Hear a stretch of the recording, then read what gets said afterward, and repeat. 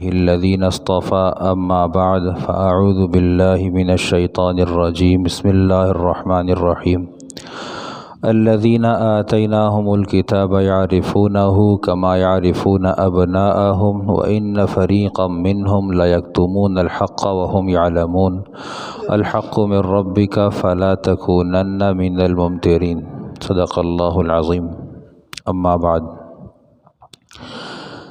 گزشتہ آیت میں اللہ سبحانہ و تعالی نے اپنے حبیب صلی اللہ علیہ وسلم کو فرمایا تھا وما انت بتابعین قبلۃ بعض، آپ کسی کے بھی ان میں سے بعض کے قبلے کے آپ پابند نہیں ہیں۔ وَلَئِنِ اتَّبَعْتَ أَهْوَاءَهُمْ، اگر کہ آپ نے ان کی خواہشات کے مطابق عمل کیا، من بعد ما جاءک من العلم، اس کے بعد کہ آپ کے پاس علم آ چکا، تو کیا ہوگا؟ انک اذا لمن الظالمین، پس آپ پھر ظلم کرنے والوں میں سے ہوں گے۔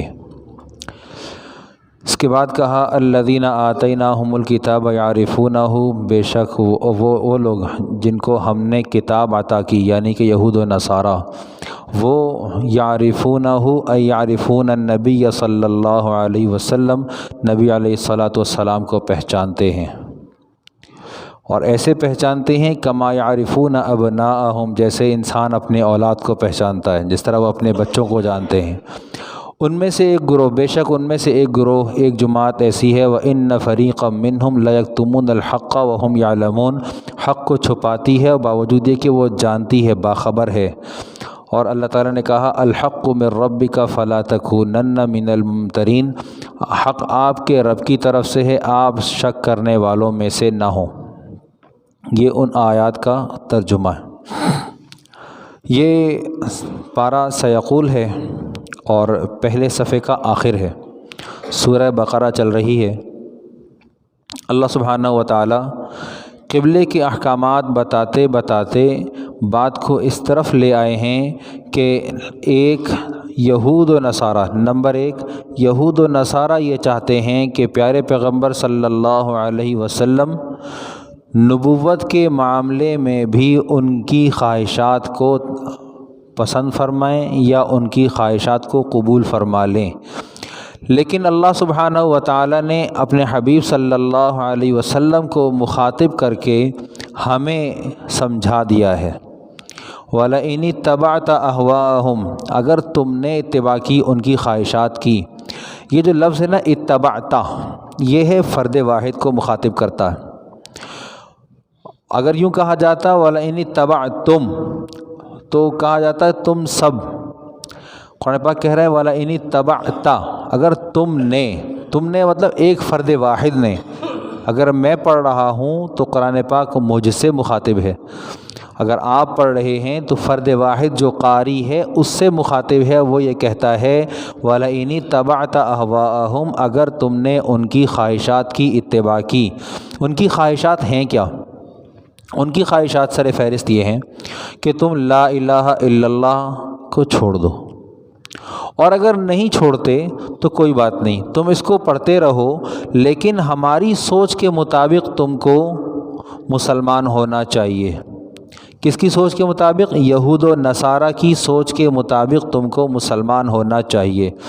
جیسے لارڈ میکالے نے کہا تھا کہ مجھے ذہنی طور پر انگریز اور ظاہراً مسلمان چاہیے۔ یہ بات اس نے پاکستان کے بننے سے بہت پہلے بر صغیر جب تھا اس وقت کہی تھی۔ دیکھیے انگریز کا باغی مسلمان، اس کتاب کے صفحہ نمبر 2 یا 3 پر لکھا ہوا، لارڈ میکالے نے کہا تھا کہ مجھے ذہنی طور پر انگریز اور ظاہراً مسلمان چاہیے۔ تو اس وقت ہم جس حال میں ہیں، ہم ان کی مرضی کے مسلمان ہیں، ہم ان کی مرضی کے مسلمان ہیں، ہم اپنے قرآن پاک کے فارمولے پر مسلمان نہیں ہیں۔ ہم قرآن پاک کو اتنا مانتے ہیں جتنی ہماری ضرورت ہے، اور جتنی ہماری ضرورت سے بالا تر ہے اس میں ہم یہود و نصارہ اور ہنود ہی کی اتباع کرتے ہیں، اور اپنے آپ کو اس میں کامیاب بھی جانتے ہیں۔ معیار یہ ہے ہمارا، اس کو آپ ہمارا معیار کہہ لیں یا ہماری منافقت کہہ لیں، الفاظ کی تلخی ہے، لیکن ذرا بات سمجھ لیجئے گا کہ یا تو یہ ہمارا معیار ہے یا یہ ہماری منافقت ہے کہ ہم ہر اس چیز کو پسند کرتے ہیں جو اللہ سبحانہ و تعالیٰ کی ناراضگی کا سبب ہے، اور ہر اس چیز کو مانتے ہیں جو ہمارے خاندان کی ضرورت ہے۔ دین کے اعتبار سے ہم اس کو ٹٹولتے اور تولتے نہیں ہیں۔ فتنے آ رہے ہیں اور فتنوں کے سدباب کے لیے علماء کرام کی نگاہیں اپنے شکار کی طرف بہت تیزی کے ساتھ کام کر رہی ہیں، لیکن ہم ان فتنوں کی نشاندہی کے باوجود ان کا شکار ہو رہے ہیں۔ شکار ہونے کی وجہ کیا ہے؟ حدیث میں آتا ہے، نبی کریم صلی اللہ علیہ وسلم نے ارشاد فرمایا، لا یلدغ المؤمن من جحر واحد مرتین، مومن ایک سوراخ سے 2 بار نہیں ڈسا جاتا۔ ایک اور جگہ ارشاد فرمایا، اتقوا فراست المؤمن، مومن کی فراست سے ڈرو۔ اتقوا فراست المؤمن، مومن کی فراست سے ڈرو، فإنہ ینظر بنور اللہ، وہ اللہ کے نور سے دیکھتا ہے۔ اس والی حدیث پر رکھ کر اپنے ایمان کو ٹٹولیں۔ قرآن پاک کہہ رہا ہے، الذین آتیناہم الکتاب یعرفونہ کما یعرفون ابناءہم، جن کو ہم نے کتاب دی ہے وہ لوگ یعنی یہود و نصارہ، وہ لوگ وقت کے نبی کو اچھے سے پہچانتے ہیں، پہچانتے تو ہم بھی ہیں، لیکن عجیب بات یہ ہے کہ ہم اپنے حبیب صلی اللہ علیہ وسلم کو زبانی پہچانتے ہیں، ہمارے وجود سے کہیں سے بھی نہ تو نبی علیہ الصلاۃ والسلام کے اخلاق گرامی چھلکتے ہیں، نہ آپ کی معاشرت، نہ آپ کے معاملات، اور نہ ہی آپ کا اخلاق۔ ہمارے پاس دین ہے کیا؟ صرف اور صرف عبادات، صرف عبادات۔ ہم حلال تلاش کرتے ہیں صرف عبادات کے لیے، ورنہ ہمارے ایمان کی حرارت اتنی ہی ہے کہ ہم کوشش کر کے سردی میں اشراق کی نماز کے بعد فجر ادا کر لیں اور یہ کہیں صبح بہت سردی تھی اس لیے وضو کرنے کی ہمت نہیں تھی۔ عاشق ہوگا، سچا عاشق ہوگا، حق تعالیٰ کا چاہنے والا ہوگا، حق تعالیٰ کی محبت سے بھرا ہوا ہوگا، وہ ٹھنڈے پانی کو نہیں دیکھے گا، وہ چلتی ہوا کو نہیں دیکھے گا، وہ حق تعالیٰ کے حکم کو دیکھے گا۔ میرے والد صاحب رحمۃ اللہ علیہ ارشاد فرمایا کرتے تھے کہ عبادت کرو حکم سمجھ کر، نماز پڑھو اللہ کا حکم سمجھ کر۔ بہت باریک بات تھی، حکم سمجھ کر۔ حکم کے ماننے میں کیا ہوتا ہے؟ ایک لذت ہو، ایک لذت ہو، بوجھ نہ ہو۔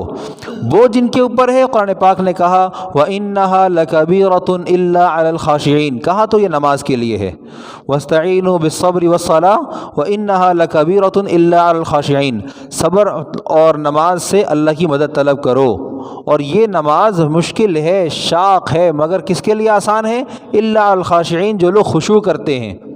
خشوع کا معیار، لیکن ہم خود سوچیں کہ ہماری نماز ہم کو نہ ہماری برائی سے روک رہی ہے، نہ ہماری نماز ہم کو ہمارے اچھائی پر کھڑا کر رہی ہے، اور نہ ہی ہماری نماز ہم کو خود اپنے ہی ادا کرنے کے لیے آمادہ کر رہی ہے۔ خود ہماری نماز اپنی ہی اگلی نماز کی ادائیگی کے لیے بھی ہمیں آمادہ نہیں کر رہی ہے۔ یہ کیسی نماز ہے؟ حالانکہ ہمیں احادیث کی کتابوں میں ملا کہ اگر پچھلی نماز قبول ہو گئی ہو تو دوسری کی توفیق مل جاتی ہے۔ ہماری ایک جمعے کی نماز ہماری اگلے جمعے میں جا کر قبول ہوتی ہے۔ یہ کیا ہو رہا ہے؟ یہ کون سا ایمان ہے؟ ہم تو قرآن پاک میں پڑھتے ہیں، قرآن پاک کہتا ہے من کان منکم یؤمن باللہ والیوم الآخر، تم میں جو اللہ اور آخرت کے دن پر ایمان لائے۔ بات تو وہ قبول کرے گا جو اللہ اور آخرت کے دن پر ایمان لایا ہے۔ ہم ایمان کے تقاضے کو پہچانیں تو ہماری ذاتی زندگی مادیت پرست ہو کر مادیت کے تابع ہو چکی ہے۔ یہ سچائی ہے، کڑوی ہے، لیکن ایسے ہی ہے۔ الحق من ربک، ہم یہ بات پڑھ تو رہے ہیں کہ حق آپ کے رب کی طرف سے ہے، تو ہم نے حق کو تسلیم کیا۔ اب تسلیم کیسے کیا؟ ہم نے تسلیم ایسے کیا کہ کسی کاروبار میں پھنس گئے تو قرآن پاک کی قسم اٹھا لی، قرآن کی قسم کھا کے کہتا ہوں قرآن کو درمیان میں لے کر آ جاؤ۔ اللہ کے بندے پہلے قرآن پاک کا وہ حق ادا کرو جو قرآن پاک کو اپنے پڑھنے کا تھا۔ سال میں 2 مرتبہ تو صرف تلاوت کر کے ختم کرنا قرآن پاک کا حق تھا، پھر اس کے بعد قرآن پاک پر عملی اعتبار سے کھڑا ہونا۔ یہ ہمارے فیصلے کرانے کے لیے تو قرآن پاک نازل نہیں ہوا تھا، فیصلے تو اس میں بیان ہوئے ہوئے ہیں۔ ہم نے صرف قرآن پاک کو قسمیں اٹھانے، اپنی بیٹیوں کے سروں پر رکھ کر رخصت کرنے، یا اپنی دکانوں میں قاری صاحب کو بٹھا کر پڑھوانے، یا اپنے کاروبار پر ایک قرآن پاک کا نسخہ لا کر رکھ کے بابرکت حصول کے لیے، برکت کے حصول کے لیے رکھنے سے علاوہ قرآن پاک کی قدر کیا کی ہے؟ اپنے ایمان کو ٹرول کے دیکھیں۔ قرآن پاک کہہ رہا ہے الذین آتیناہم الکتاب یعرفونہ کما یعرفون ابناءہم۔ تو یہ حقیقت یہی ہے کہ یہود و نصارہ جانتے تھے، انہوں نے اس کو پہچاننے کے بعد، پیارے پیغمبر صلی اللہ علیہ وسلم کی نبوت کو پہچاننے کے بعد جو ضد کر پکڑ لی، ضد کا علاج تو نہیں ہے۔ آپ کے سامنے آپ کا بچہ اگر ضد کرنے لگ جائے تو ہتھیار پہلے کون ڈالتا ہے؟ والدین یا بچہ؟ یہود نے ضد پکڑ لی، وہ اپنی ضد پہ کھڑے ہو گئے، اور ہم بھی، ہماری بھی ہٹ دھرمی ہے یہ کہ ہم نے بھی اپنی ضد پکڑی ہوئی ہے۔ ہم کہتے ہیں، قرآن پاک کہتا ہے کہ جی وقال الرسول یا رب ان قوم اتخذوا هذا القرآن مہجورا، اللہ کے رسول کہیں گے اے اللہ میری قوم نے قرآن پاک کو چھوڑ دیا۔ کیا ہم نے نہیں چھوڑا؟ ہم نے ایسا چھوڑا کہ ہم نے اپنے بچوں کو اپنے ہی ارادے سے بہت بڑی بڑی فیسیں ادا کر کے قرآن پاک سے دور کر دیا، پیسہ خرچ کیا اس کام کے لیے۔ کیا ہوا؟ ہم اس تعلیم کے خلاف بالکل نہیں ہیں، لیکن قرآن پاک کے حق میں بھی تو ہمارے بچے نہیں ہیں۔ ہماری چاہت کہاں ہے؟ ہماری چاہت کیا ایسی ہے کہ ہماری مائیں محمد بن قاسم، صلاح الدین ایوبی، طارق بن زیاد، زید بن حارثہ جیسے لوگ پیدا کریں؟ 17 سال کا نوجوان زید بن حارثہ جس کے مأمور ابوبکر رضی اللہ تعالیٰ عنہ بھی ہیں، ہمارا 17 سال کا نوجوان ٹک ٹاکر ہے۔ ہمارا 17 سال کا نوجوان وہ ایک اچھی گاڑی لینا چاہتا ہے، موبائل میں بیٹھنا چاہتا ہے، اس کو انٹرنیٹ چاہیے، اس کو وہ دنیا کے خرافات چاہیے جس سے وہ انٹرٹین ہو سکے، وہ اپنی تفریح کا سامان مہیا کر سکے۔ اور اسامہ بن زید تلوار ہاتھ میں لے کے، میں مسیلمہ کذاب سے لڑنے جا رہا ہوں، اور اس لشکر کا امیر مقرر فرمانا نبی علیہ الصلوۃ والسلام کا انتخاب تھا۔ اسامہ چھوٹے ہیں، ابوبکر بڑے ہیں۔ ابوبکر نبی علیہ الصلوۃ والسلام کے یار غار ہیں، ہجرت میں ساتھ رکھا ہے، لیکن مسیلمہ کے لیے لڑنے کے لیے اسامہ کا انتخاب ہو رہا ہے۔ ہم تو کہتے ہیں ہمارا بچہ پاکستانی 18 کے بعد بنتا ہے۔ ایمان کہاں ہے؟ ہم نے اپنے بچوں میں ایمان ڈالا نہیں ہے، یہ ہمارا قصور ہے، یہ ہمارا قصور ہے، اس کا ہمیں اعتراف کرنا پڑے گا۔ اور اگر ہم ابھی بھی اپنے بچوں کو اللہ کے دین کی طرف لوٹا کر نہ لائے، آپ یقین کیجئے مجھے کراچی کے اندر ایسا واقعہ مل چکا کہ جی رات کو ابا جان کا انتقال ہوا، بچوں نے فیصلہ کیا کہ ابا گزر گئے، ابا ایک قابل جج ہیں، ابا گزر گئے۔ صبح انڈے ڈبل روٹی کے ناشتے کے بعد انہوں نے خاندان کو بتایا ابا فوت ہو گئے ہیں، اکڑ چکے تھے ابا۔ یہ وقت دور نہیں ہے، یہ اگر کسی جج کے گھر میں آیا تھا، یہ وقت ہمارے آپ کے گھروں میں بھی آ سکتا ہے۔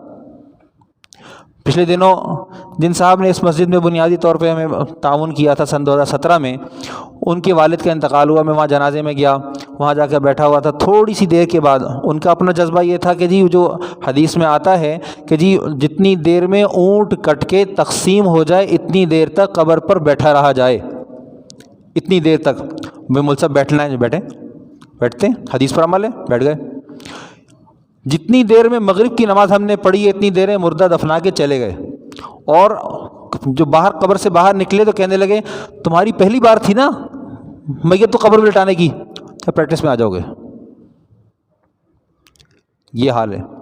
اگر ہم مسلمانوں کا یہ حال ہے اور ہم قبروں پر کھڑے ہو کر اپنے سودے کر رہے ہیں، ہم قبروں پر کھڑے ہو کر اپنے موبائل چلا رہے ہیں، ہم قبروں پر کھڑے ہو کر اس میسج کو قبول نہیں کر رہے کہ کل ہم نے بھی کسی کے کندھے پر سوار ہو کر اسی قبر کی آغوش میں آ جانا ہے، تو یہ لمحہ فکریہ ہے، یہ لمحہ فکریہ ہے۔ اب بھی اگر ہم نہیں سمجھے پھر آخر کب سمجھیں گے؟ ہمیں سمجھنا ہوگا۔